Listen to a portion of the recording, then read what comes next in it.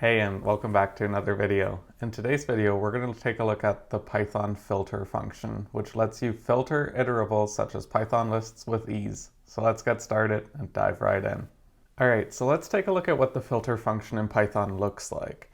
So the filter function takes two different parameters, and the first parameter is a function, and the second parameter is an iterable. So what we're actually doing is passing in a function object here, which we're going to use to filter that iterable. So with an iterable, we mean really anything that you can iterate over. Most commonly, you'll encounter lists or tuples, but there are many other types of iterables in Python. So in this tutorial, we're going to cover off first how to filter iterables such as lists without the filter function, and then take a look at how to use the filter function in order to be able to filter these iterables with ease. And then we're going to close off with some practical examples of how you would actually apply this in principle. So let's take a look at how we would filter an iterable without the use of the filter function. So I'm going to get rid of the code here, and I'm just going to define a list that contains the values from 1 through 10. And so say we wanted to be able to filter this list here to only include the values that are even.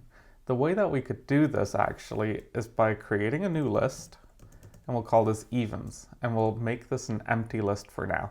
And then we're going to use a for loop to iterate over each item in this list values and evaluate whether or not that item is even or not, and then return it, append it to that list evens if it is, and otherwise do nothing. So we can say for value in values. So we're accessing each item in this list values here.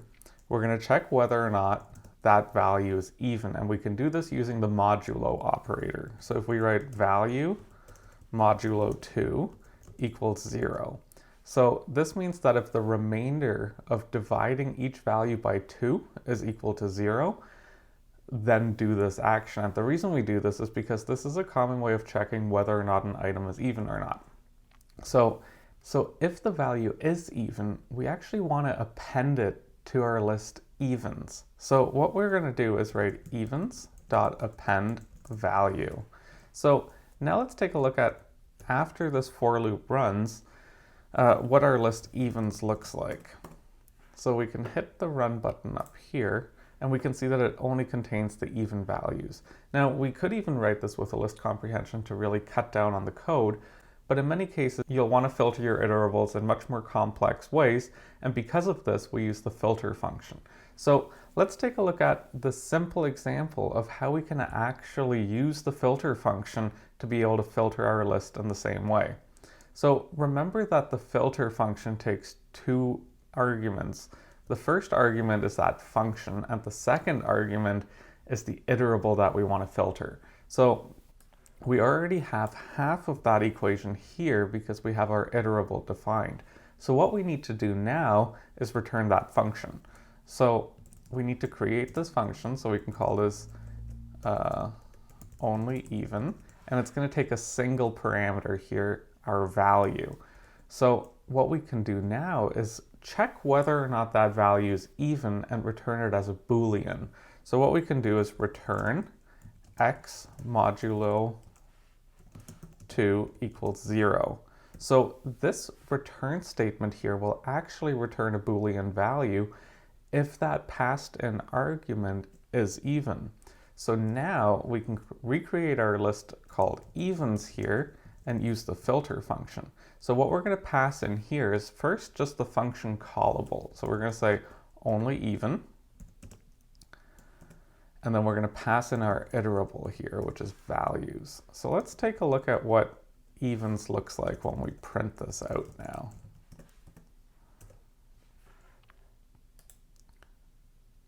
So we see that we get this filter object. So what we need to do is wrap this back into a list by accessing all of the different values.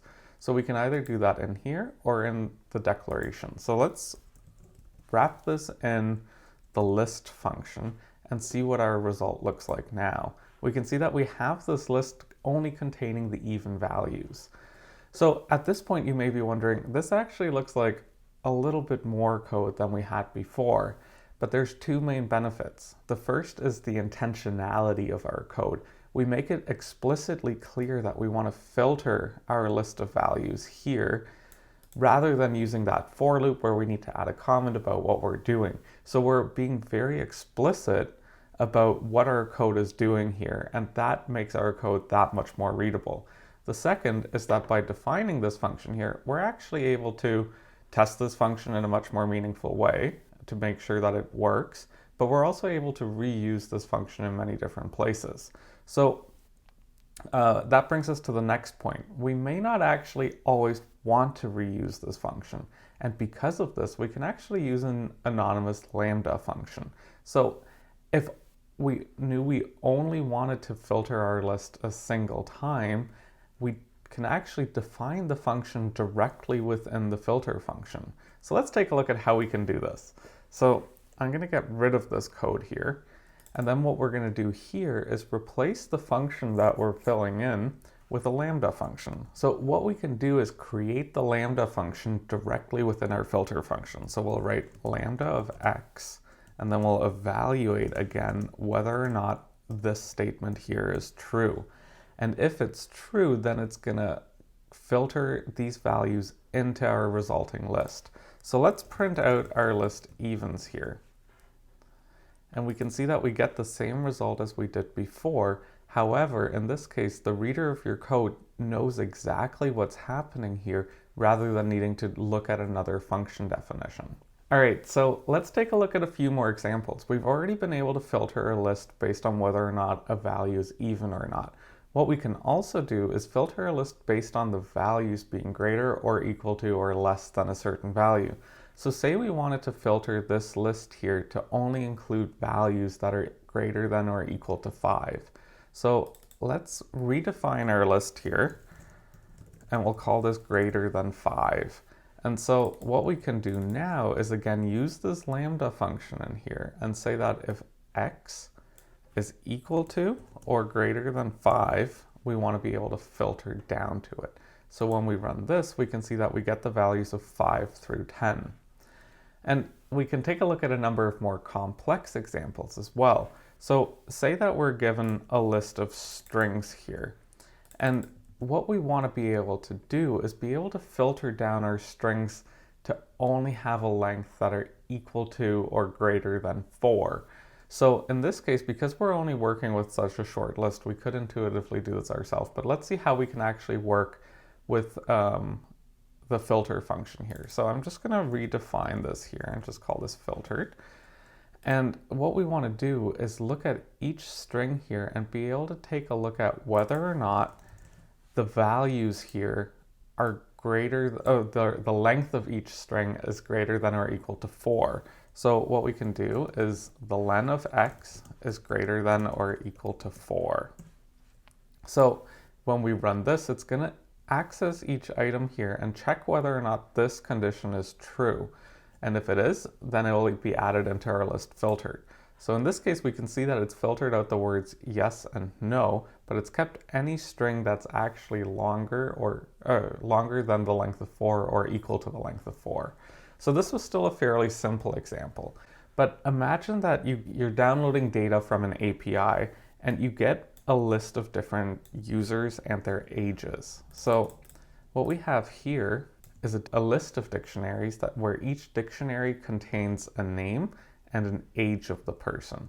So what we can do here is we actually want to filter this down to only include users that are 30 or older. So in this case, our Lambda function becomes just a little bit more complicated because we actually need to access the nested value of each item. So let's change this value here to ages because we want to be able to filter this iterable here. So we still want to access each item here, so this Lambda x can actually stay the way it is. But what we want to do now is change this condition. So we want to get the value of age, and we want to check whether or not they're greater than or equal to 30. So let's run this. And we can see that it's actually still given us a list of dictionaries down here, but only with 2 people in it. And so it's filtered out both Evan and Jane here and only kept John and Jack. So what it's done here is it's actually iterated over each of the values and checked whether or not using the get function that variable here or that the key age exists, and then it returns the value. And so the reason we're actually using this get method is that it doesn't then throw a key error if a key doesn't exist. So say we added another person here and we just gave them the name of Jill, but we don't know Jill's age. So we don't want to include Jill in here, but we also don't want our program to fail. So when we run this, we can see that we're actually getting a type error. So what we need to do is pass in a default value here. So because this key of age doesn't exist in this dictionary, we can assign a default value down here and be able to, if that key doesn't exist, give it a value of 0. So when we run this now, we can see that we get the similar list before, but it's handled much more safely. So now for our last example, what we're going to do is actually take a look at filtering a list of tuples. And in this case here, we looked at what you might expect to get back from an API. In this next example, we're going to take a look at what you might expect to get back from a database. So what we have here is a list of tuples where each tuple contains a date of a transaction as well as the amount of a transaction, so the amount sold. And what we want to know is we want to be able to get the only the records on which the sales were greater than $150. And so the way that we can do this is actually in a very similar way to what we have down here. So let's take this variable here, our iterable, and we'll just plop it into here so that we know that we want to access the sale, or that we want to filter the sales variable here. So what we want to do is for each X value here, we want to check whether or not that sales value, which is in index position 1, is greater than 150. So it's going to loop over each tuple here, access that value, which in the first case will be 150, evaluate whether or not it's greater than 150, and if it is, include it in our filtered list here. So when we run this now, we can see that we actually only have these two values included. So because we're defining the function in here, we're able to tell exactly what this code is doing. So filtering iterables such as lists or anything else in Python is a very common application that you'll actually want to be able to understand well. And there's nothing wrong with using list comprehensions or for loops in order to filter your lists, but using the filter function is just one additional thing that you can add to your tool belt that makes your code that much more explicit. Because we're defining very, very explicitly what we're doing, we don't necessarily need to add a comment about what the code is doing. We may want to add a comment about why we're doing it. But this makes our code that much more readable and that much more clean.